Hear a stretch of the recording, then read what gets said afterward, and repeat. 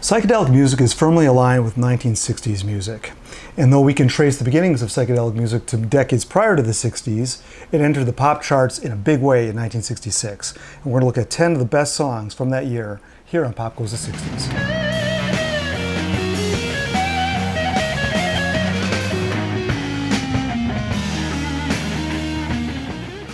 Drugs have always been around music, particularly marijuana and heroin in the jazz circles and blues circles. But by the 60s, LSD was the drug that started this whole psychedelic revolution, along with marijuana, but largely it was LSD.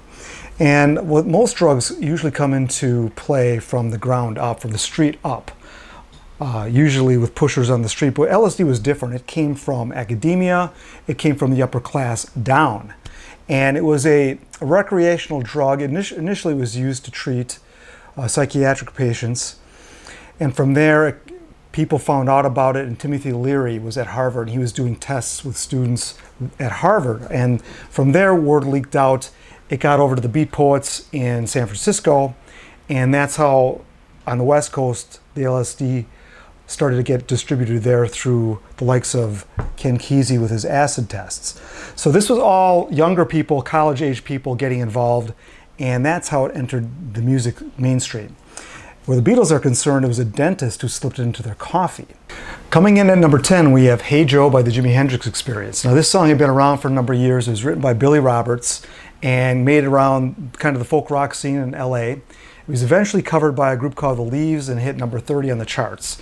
And this is a very fast version, and other bands were covering it at that time.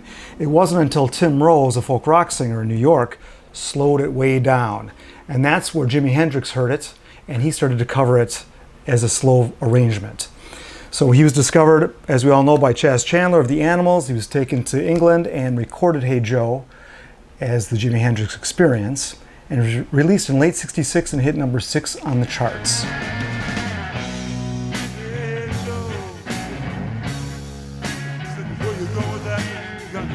So although Jimi Hendrix would do some far more psychedelic songs just after Hey Joe, this was his launch into the rock world, where he was playing guitar differently than anybody else ever had before, and it was a sign of more good things to come. So coming in at number 9, we have the Yardbirds with Happenings 10 Years Time Ago. And we all know that the Yardbirds launched the careers of 3 of the greatest guitar players of all time, Eric Clapton, Jeff Beck, and Jimmy Page.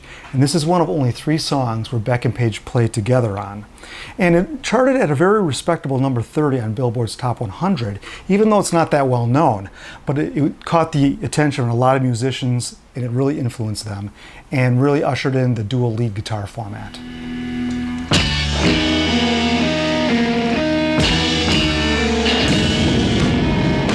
At number 8, we have Painted Black by the Rolling Stones. Now this song always surprised me that it was such a big hit.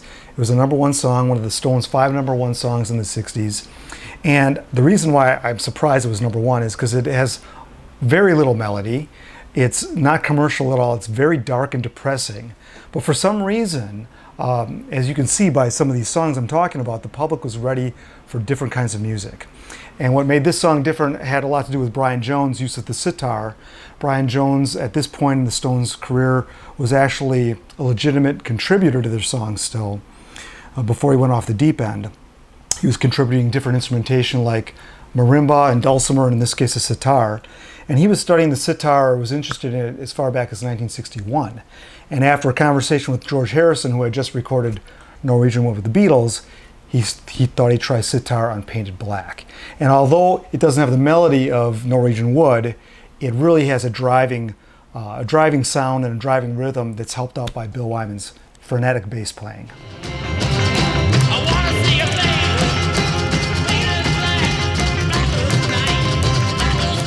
Coming in at number 7, we have Cream with I Feel Free. This song hit number 11 in late 1966, and it was their second single. Now, one thing I always notice about psychedelic music on both sides of the pond is in England, it typically stemmed from the blues. In America, it came from folk music, typically. In this case, Clapton's guitar, it's mainly a rhythm guitar that's very distorted, and Jack Bruce's ethereal vocals make it very psychedelic.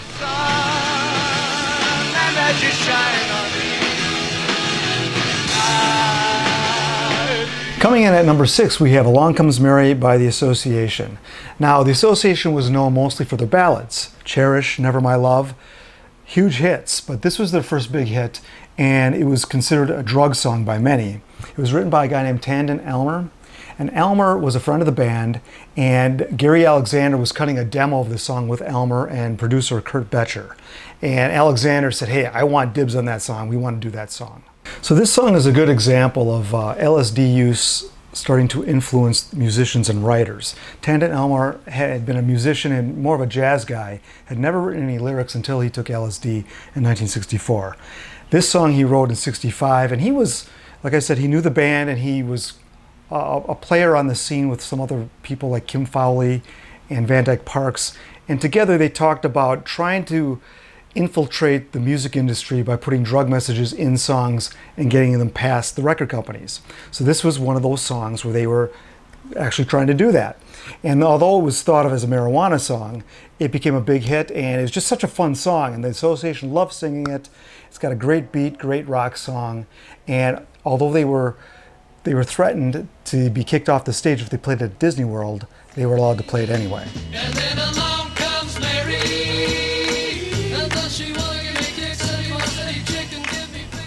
Coming in at number 5, we have the Electric Prunes with I Had Too Much to Dream Last Night. Now, by late 66, you're going to notice some very strange band names enter the top 100, and the Electric Prunes is one of them. Other ones would be Ultimate Spinach, Jefferson Airplane, Peanut Butter Conspiracy. These are all psychedelic bands, and they were promoting themselves as such because this was starting to become a trend. In this song, I Had Too Much to Dream Last Night, what makes this so psychedelic is the instrumentation. So they used a Gibson Les Paul guitar with a Bigsby vibrato unit, drenched in a lot of fuzz and tremolo. And what they did is they played it backwards. So the singer James Lowe said, forward it sounded cool, but backwards it sounded great.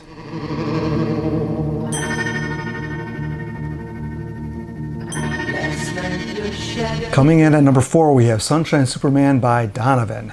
Now this song is directly the result of reading Aldous Huxley's book, The Doors of Perception. And this was an LSD book. This was a book that was very popular amongst LSD users and mind expanders. And the sunshine of the song is referring specifically to LSD.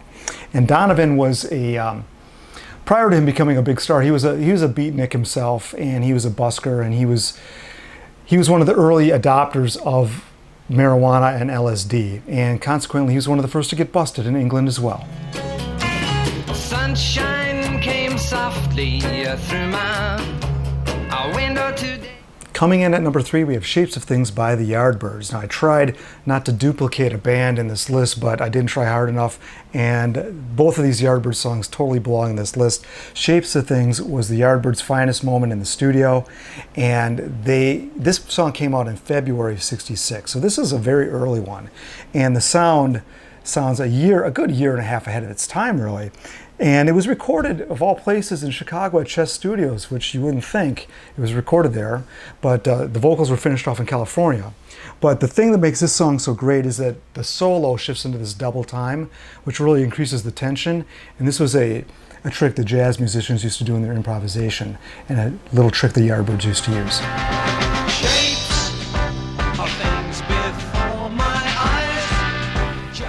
At number 2, we have 8 Miles High by the Byrds. Now this is considered one of the greatest songs of the era. And this song was written when the Byrds made their first trip to England and their first English tour. And this tour did not go well. They were heralded as America's answer to the Beatles, and reviewers and fans were somewhat hostile toward them, I think because of that comparison. Now the song they denied it being a drug song, but drugs were involved in it. And when they were recording the song, they were influenced a lot by John Coltrane and some of the raga music that David Crosby was listening to. So this song got the Byrds into a little bit of trouble because of a press conference. David Crosby had mentioned in a press conference that he started talking about LSD. And David Crosby at this time had a tendency to shoot his mouth off. And this got the band into some trouble because the Gavin Report looked into the song and then denounced it as being drug related. And one thing I'd like to clear up here is a lot of the history books say that this song was banned. due to this Gavin report. What the Gavin report did was it made a couple suggestions and said that this was drug related, but radio stations had the option if they wanted to drop it from the playlist or not, which some radio stations did do. But by the time they started dropping the song from the playlist, 8 Miles High was already downtrending on the charts, so it didn't really affect the positioning. Number 14 is pretty good for a song that was this progressive and this uncommercial. 8 miles high, and when you touch. This same Gavin report also mentioned Bob Dylan's Rainy Day Woman, number 12 and 35, is also being drug related for obvious reasons. The lyric, everybody must get stoned. And one other song was mentioned, but it was not the Gavin report reporting it, but Green Grass by Gary Lewis and the Playboys was also targeted, and some stations refused to play that song as well. Green grass round my window. Okay, at number 1 we have the Beatles with the best psychedelic song of 1966, Tomorrow Never Knows, from the album Revolver.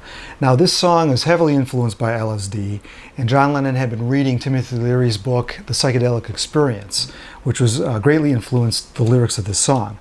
But I just love the instrumental track, and the Beatles incorporated every style of music outside of pop music imaginable.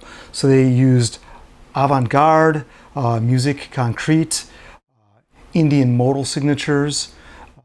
There are tape loops on it, and this is the first time backwards guitar was ever recorded for a song.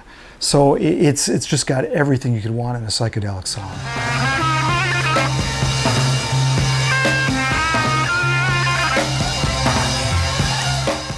Music critic Hernan Campbell of Sputnik Music recognizes Tomorrow Never Knows as, quote, the most important psychedelic composition in the history of the genre. So there you have what I believe are the top 10 best psychedelic songs from 1966. If you like psychedelic music, I'll be doing more videos on that genre coming up, so stay tuned. Click the little bell there, give me a like, and we'll see you next time here on Pop Goes the 60s.